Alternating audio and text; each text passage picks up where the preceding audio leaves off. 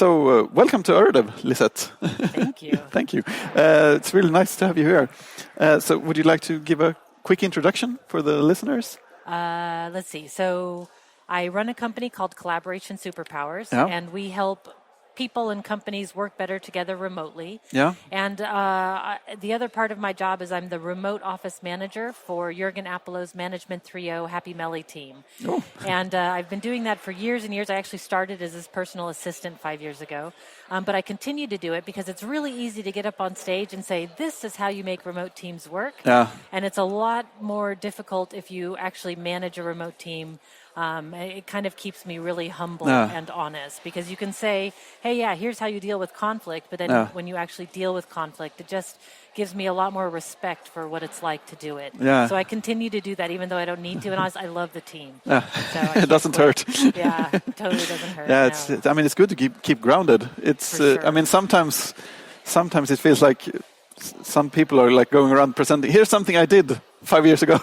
And now I've been presenting it for 5 years, and exactly. I'm not sure what's happened since then. Exactly. Yeah. So I interview a lot of people for the Collaboration Superpowers podcast, which also keeps me humble and up to date with what the tools are. But then I like to put things into practice with the Happy Melly team. Yeah. So how's it going? Where's it going? Around here in Sweden, it feels to me like a lot of people are really enthusiastic about remote work, or the abilities to work remotely, and it's pretty easy to, I feel like anyway, to like get your boss to sign off on like working from home every now and then or as needed. But not that many people are, I think, actually working remotely all the time. That's true. And bosses are okay with like 1 day a week or an afternoon a week, but more than that, they start to get really uncomfortable. And but it is headed in the direction of, more people want it because it's a total benefit, of course, to the teams who want, or to the people who want it. But companies are a little bit wary because, of course, they're worried that the work won't get done. Yeah. And I think, fair enough. It is. But from what I've seen in the interviews and from all of my research, remote workers are not lazy. They're not trying to work from home in order to lay on the couch more often. No. People are doing it to be more productive. Yeah. And so people are wanting to work in places where they're most productive. And that is the driving force behind people. So yes, you're going to get some digital nomads. Yeah. And yes, you're going to get some people who are lazy. But I'll bet that if they're lazy at home, they've been lazy in the office too. Yeah, it doesn't matter where I am. I'll be the same person. Exactly. It's the person that you want to... I imagine that, if anything, it might be harder to hide slacking off if you're remote, because there's not as much to hide behind. If I'm at the office, I can go around, I can stand and chat to people, and no one knows what I'm talking about, but it seems like we're doing something. Right. And I'm getting coffee, and I can fiddle with the coffee machine, and it's work. I'm at the office. Indeed, it must be work. You're talking, they're seeing you there, so you must be working. Indeed, and that's the trick is when we go remote, we have to become results oriented, and that's one of the key parts of going remote, is being results oriented. But that's a really tough switch for companies to make, because we're used to coming in and seeing people there and meeting and chatting, and eventually we get results. But if you're remote, you have to show your results. Yeah. And if you're a programmer, it's really transparent, of course, because if you're not committing code, then people aren't seeing the results. For other people, you might be able to, things are a little less obvious, but it's still eventually it'll catch up with you. I really believe that. If you're not producing results, you're not going to stay on the team. No. I would hope. Yeah, exactly. If you're a good manager, I would hope that people who aren't producing results get taken off the team. So you've done plenty of research. Like what kind of research have you done? Oh man, I just finished a book. Yeah. So in September, I just released my first and only book, I'll say. But since 2014, I've been interviewing people and companies who are working remotely just to get a sense of what are the best practices and tips, what are the tools they're using, what are the latest techniques. And that's been really interesting. And before that, I helped to build an online project management tool with a company in Los Angeles. Yeah.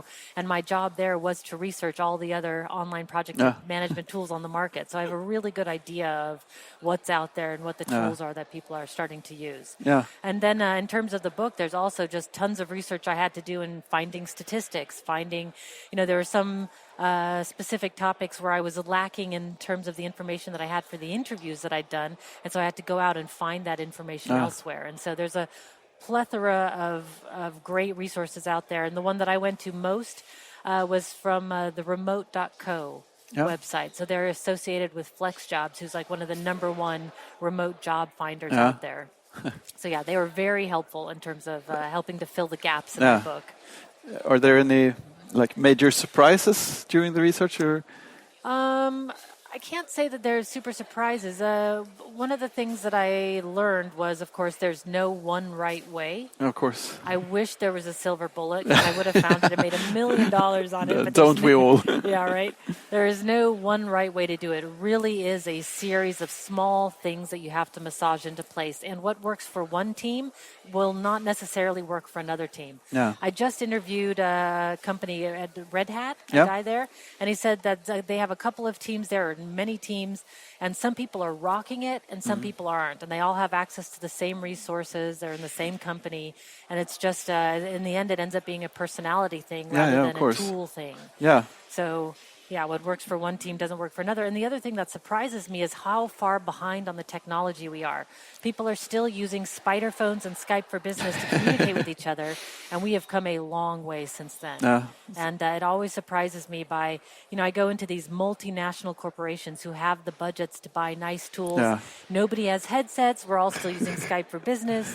It's a sad state of affairs, considering, if we were at the opening talk today, considering what we're doing with, in terms of biohacking was sort of the theme of the talk. We're doing it over Skype for Business. And we're still talking via Skype for Business. It's kind of amazing. So the gap in digital knowledge is huge, and that surprised me a lot. Yeah, and of course everyone loves talking about tools. So do you have like any favorite tools for managing? Many favorite tools. In terms of video conferencing tools, though, I think that Zoom.us is one of the best. Blue Jeans probably is the next best one out there. Hangouts Meet has come a long way. Appearin has come a long way. There's hundreds. The tools that I'm really excited about are the telepresence tools. So telepresence robots, the Beampro and the Kubi, and then also hologram technology. I think that when hologram technology becomes cheaper and better, it's going to be a game changer. Because right now, if you're watching a talk remotely at a conference, it's still kind of webinar-ish. You're still seeing a voice behind the slides, but if you can beam in and be there in 3D, then it changes the experience for everyone. I think that would be amazing. I just started seeing before me, like, using AR or VR, and, the end wall of the conference room is the next conference room on another continent, and the people there are sitting there. Exactly. And that's when it's going to start to get really powerful, because then you can really collaborate in real time and have real presence in the room. And I think that's one of the main things that remote teams are struggling with, is how do you create presence on the team? So many people are still not using video. I'm hoping, I'm going to do a survey during my talk today, and I'm hoping that this conference has there's more and more people using video. I think within software developers it's super easy. It's sort of a no-brainer. But then everyone has bad conference room Wi-Fi and stuff as well, so there's always that part to work on. And bad equipment still. So turning the video on is not necessarily because people don't want to, it's because the infrastructure doesn't support. If I turn on the video, the audio breaks down or something like that. That's only if you're using Skype for Business. If you're using a good tool, then it should be better. We're mostly Slack and Hangouts, at least right now, at work. But I think it's mostly our Faraday cage conference room that's to blame. And I think those things need to be updated, because if we want to work remotely, it has to be seamless. You want to have the Star Trek experience. Where you push the communicator, and from anywhere on the ship, somebody answers. Exactly. So there's a lot of tech that can sort of get in the way. For sure, tech gets in the way. I don't mean to say that tools are going to solve the problem. Tools only facilitate certain behaviors. So it's not about the tool. But if you're going to use bad equipment or a bad tool, then you're doomed to remote working. And I guess that's one of the parts, one of the reasons that they say it's easier to start to do remote work if the whole team is remote rather than like one or two people calling in. Of course. Of course, because you get the, when you're in person, it's so powerful. And if you've just got a few people who are remote, they're always going to feel a little bit left out unless everybody really makes an effort. And it's very difficult to do if most of the team is in person. I realize that because I'm usually at our office, but we do have people especially now, calling in remotely quite regularly to our meetings. And I realized once when I was home for a delivery that, I mean, the audio, the microphone, I think it had something to do with noise cancellation, because one side of the table was really loud and clear and the other side just dropped off into nothing unless they spoke really loudly. Why doesn't anyone mention it? And why don't we fix a microphone to solve that? We've been in so much pain for so long that people think that this is just the way it is. Yeah, people don't think that it's even something worth solving, I guess, or worth mentioning. Yeah, and I find that sad, because I'm sure that they're not all the remote people are not attentively listening at home. I'm sure they're multitasking. Yeah, of course. Because the experience is so degrading. Yeah, exactly. It makes you lose focus. So I sort of wanted to try and turn something around a little bit, because usually it's about like selling people and working remotely, or about how people should do it. I was wondering if, I mean, we're still mostly located in one office. Should we be there? Should we maybe try to distribute ourselves a bit more often? You know, it totally depends on the team. Yeah. Some teams really enjoy coming into the office, and that's where they're most productive. And in that case, there's no reason to go remote. But what I would say, what the important part is that people and companies should have the processes in place to be able to work remotely in case something happens. In case there's a package at home, if the weather goes bad, the transportation breaks down, there's always going to be something that comes up. And in that case, you want to have everything set up so that it's seamless when it happens. Yeah. So, for instance, my husband wanted to go remote. He closed down his office and he started working from home, and he hated it. He hated every minute of it. He was home all day. He didn't like it. He's really a social person and wanted to be around people. And so he actually got an office again and then made it office optional. Of course, had to be. Otherwise, I'd have divorced him or something. Of course. But, you know, it didn't work out. And there's a lot of people that feel really lonely working at home. And in that case, they should, you know, have a co-working space to go to or have an office to go to. So, no, I don't think that every office has to go remote, but I think every office should have the capability to work remote in case something happens, because something always happens. Yeah, and I guess what I'm wondering is if we sort of distributed our team once in a while or something, if there's something interesting we could learn from it. I guess ironing out the processes is one big thing. Yeah, for sure. Do that. But I would say experiment with small steps. Yeah. So have everybody call in from their own conference room or from their own office first before, you know, and experience what that's like. Then do half day, then do 1 day. But certainly starting the experiments, because it can only help make the in-person experience stronger. Yeah. And I mean, we're also talking about making our office like more activity-based. I get a sort of allergic reaction to the word, but I mean, we do have, apart from developers, we do have a lot of other people at the office who travel a lot more, and so they don't always need dedicated seats. And then we start talking about, should all the stuff be like activity-based spaces? And then it's interesting to me, because I'm usually at the office, and that kind of makes me less inclined to want to be there, I think. To have the activity-based seats, because you want your own seat and your own spot. If I'm supposed to be at the office, why not invest in a dedicated seat, sort of? I think that's the experience of most people. Most people don't like to have to come in and then find a spot for the day. Most people like to have, you know, pictures of their family on their desk and plants, and you know, you want to have So I feel like these offices, we've gone too far in one direction, and we need to swing back to.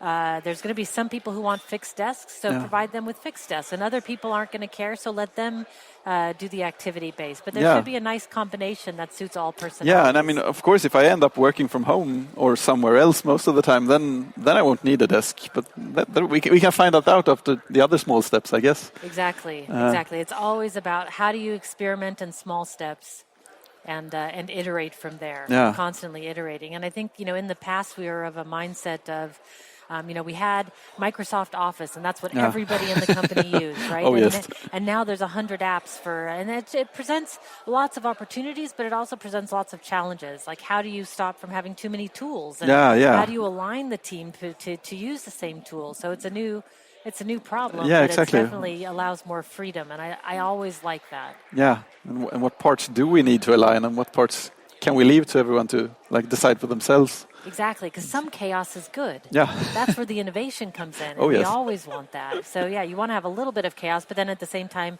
you have to have alignment and get the work done. Yeah. So do you... I was thinking about when you are working distributed and meeting up in person, it's always valuable, I guess, or most of the time. You know, I used to be completely opposed to it because I thought, come on, I love the virtual world. I can do everything virtual.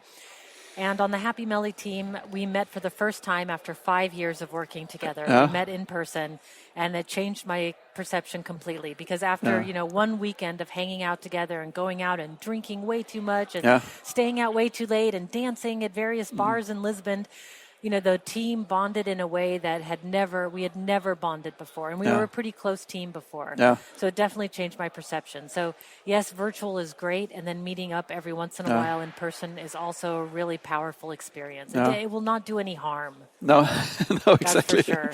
Yeah, you cannot replicate, hanging out over a plate of nachos and beers online in the same way. No. Even with holograms. There's just something about the in-person experience. And that's the thing. We want to stay human. Yeah. Like there's all this great technology and there's still the humanity that is important to keep.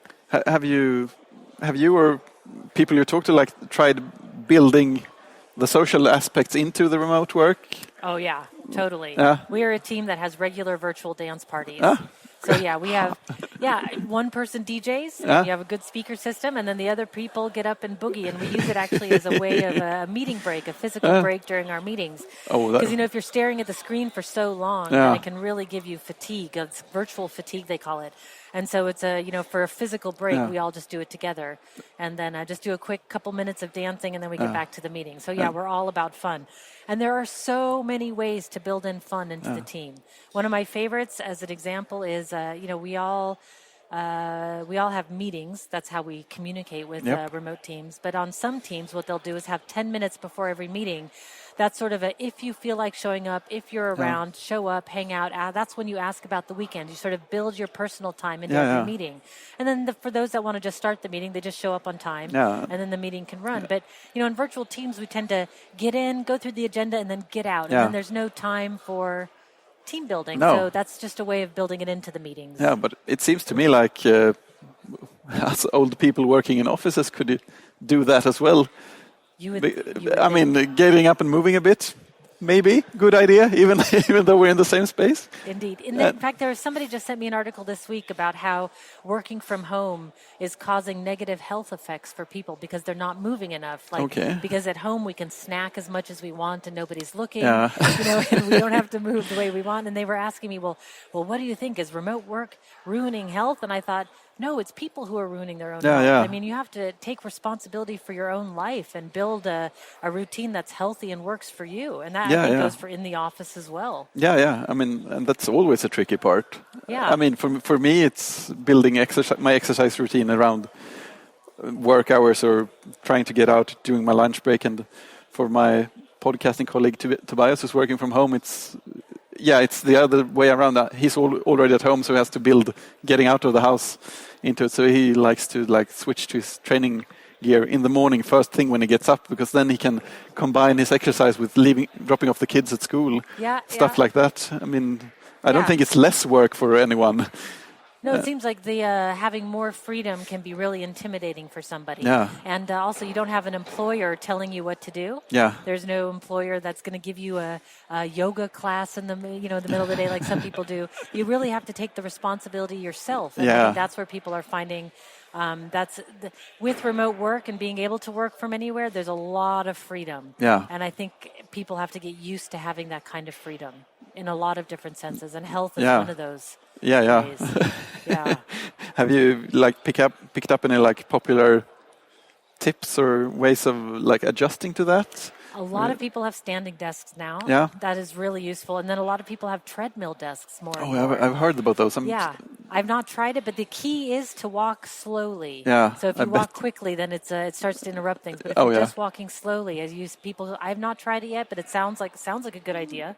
Yeah, I imagine I could I could like it. Yeah, I'm too busy dancing at our virtual party. Yeah. You're getting your quota already. Totally. I mean, so that's the way, experimenting with the balls as chairs. Oh, yeah. And the standing sit-stand desks and the treadmill desks. I mean, people are building all kinds of ways to be a lot healthier when they're doing it. And there's all kinds of virtual coaches now, virtual trainers. Yeah. So if you're looking for ways to train with a trainer and you don't have one nearby, there are virtual trainers online. Yes. They'll train you via Skype. Yeah. I mean, the gym I have a card at, they actually have like online videos as well. That's part of some of the packages. So you get like the gold card, you also get access to virtual exercise sessions and stuff. Yeah, YouTube is full. Oh, yeah. Yeah, free videos. I mean, there's great channels, so there's no excuse. It's just people have to do it, and that's all. I mean, how many books are there about losing weight out there, right? And the formula is really simple, which is, eat less and move more. Yeah. And yet there's it's kind of figured out. Right, but in here, and then the remote work sense, the formula is a little bit more difficult, but it's also not rocket science. It's just a matter of getting good equipment, having a good Wi-Fi connection, and create some sort of presence on your team. Yeah. That's really the key. Yeah. And have fun. Like, you have to really build fun into the mix. Yeah. So how long have you been working remotely in some form? Since 2004, officially. That's a while. Yeah, it's been a while. And I could never go back. No. I've gone back in the meantime. I needed a job, and I got a job in the Netherlands for 1 year. I went back to the office, and it was one of the most difficult things I've ever had to do because we had to be there by 9 a.m. And from 9 to 6 p.m. there was no wiggle room, there was no negotiations. Even it was like you had to be there at 9, and I just felt like I was in kindergarten again. I'm like, I'm a 40-year-old woman. Yeah.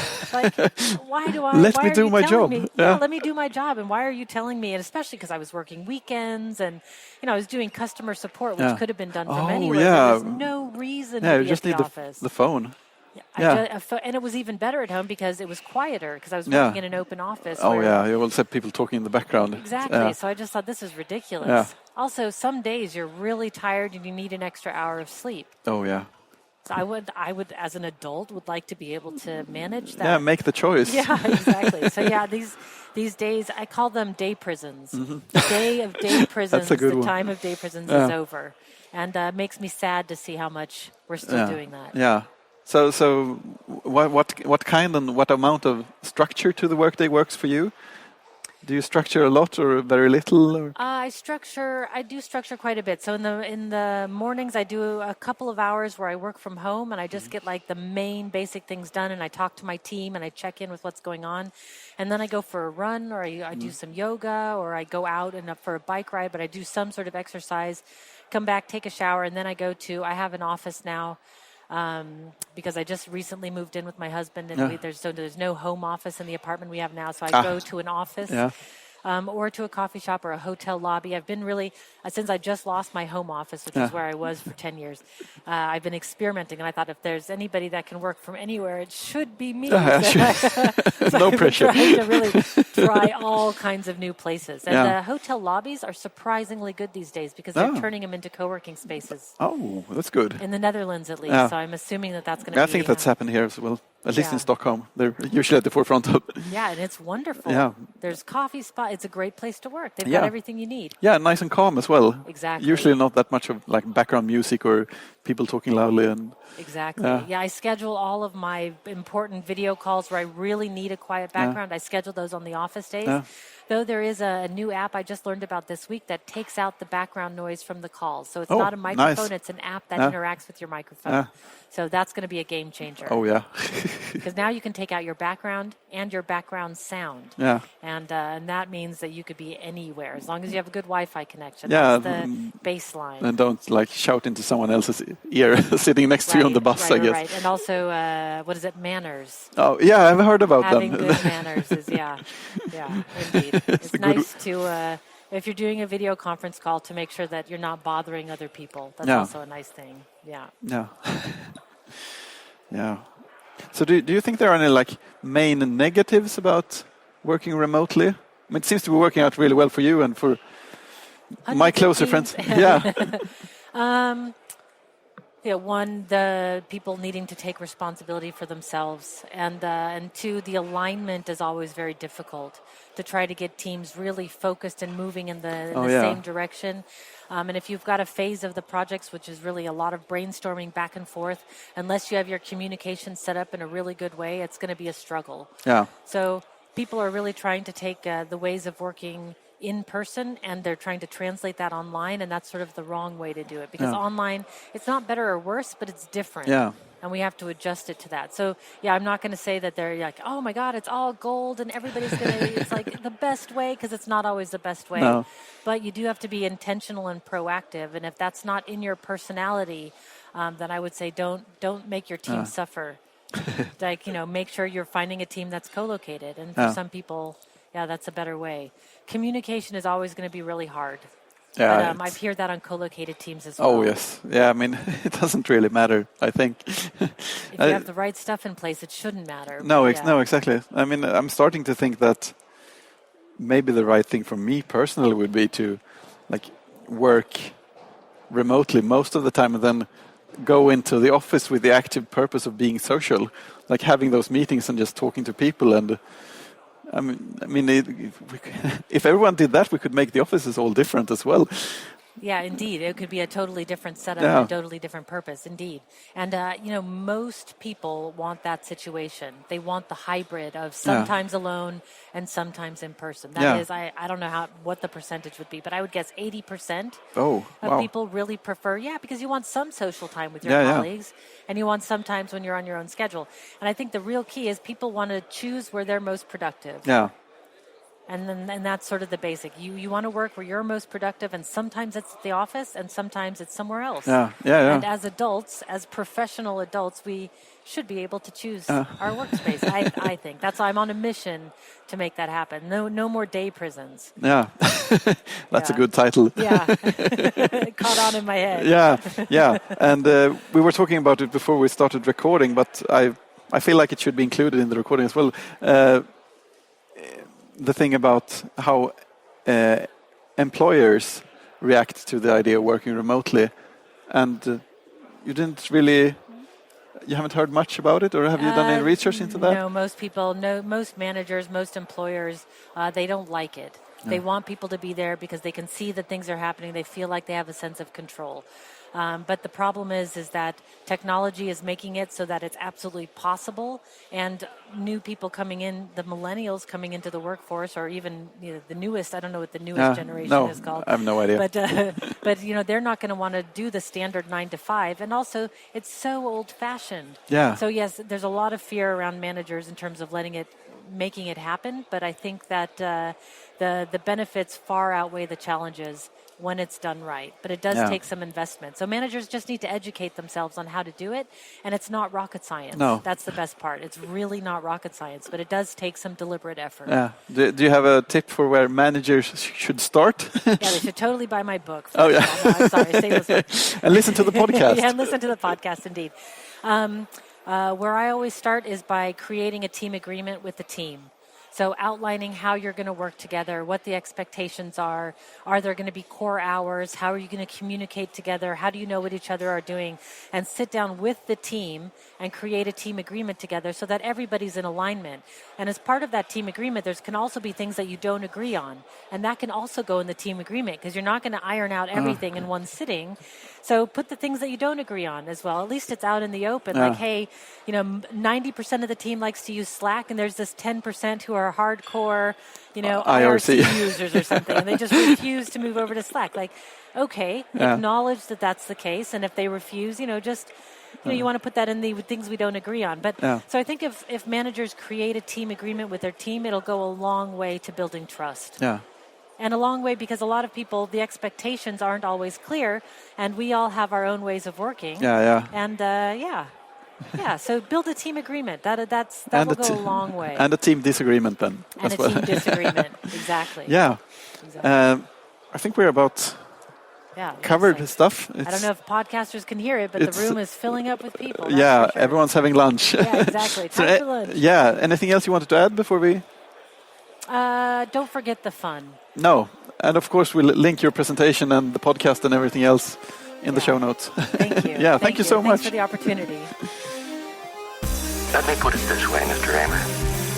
The 9000 series is the most reliable computer ever made. No 9000 computer has ever made a mistake or distorted information. We are all, by any practical definition of the words, foolproof and incapable of error.